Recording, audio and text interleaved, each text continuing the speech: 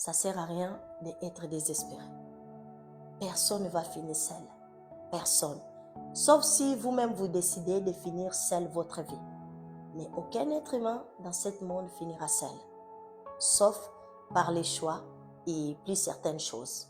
Vous savez, ce n'est pas parce que les autres sont mariés et vous n'êtes pas encore marié, ça veut dire que vous finirez seul. Non. Ce n'est pas parce que vous n'avez pas encore des enfants, ça veut dire que vous ne l'aurez pas. Non. Les temps d'Éternel, ce n'est pas notre temps. Ça ne sert à rien d'être désespéré, soyez patient. Même Éternel, il avait dit que ce n'est pas bon que l'homme soit seul. Donc, pour quelqu'un qui comprend la parole de Dieu, dès le commencement, l'Éternel, il n'a jamais voulu qu'un être humain puisse être seul. De toute façon, vous aurez votre mari, de toute façon, vous aurez votre femme. Soyez patient.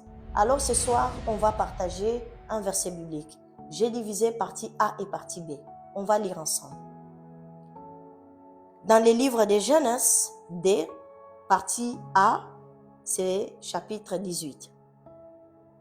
Éternel Dieu dit, « Il n'est pas bon que l'homme soit seul. Je lui ferai un aide qui soit son vis-à-vis. » Dieu il avait dit qu'il n'est pas bon qu'être humain puisse être seul, qu'il n'est pas bon qu'un homme puisse être seul, qu'il n'est pas bon qu'une femme puisse être seule. C'est pour ça l'Éternel, il a décidé de faire l'homme et la femme. Parce qu'il sait combien c'est important que toi puisses avoir un mari, combien c'est important que toi tu puisses avoir une femme. C'est pour cela il a pris les chairs de l'homme pour pouvoir créer la femme. Maintenant, on va descendre dans les parties B qui commencent dans le verset 21.